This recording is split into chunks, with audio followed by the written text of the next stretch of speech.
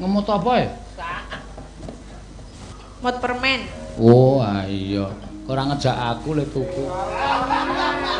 Maksudnya napa? Lah nek ngejak aku rak kowe tak tukokke permene.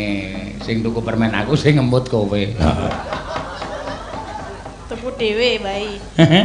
Tuku dhewe wae. Ya, rasah nesu. Ya. Wong dudu nekke Bagor Brand kok nesu. Bagor kok kaya ngene mendah. Mendah apane? Mendah wadahe jerone. Ha iya to nek disuwek wak ngono. Sur. Apa nih sing cur? Ayo jerone Bagor kuwi kok.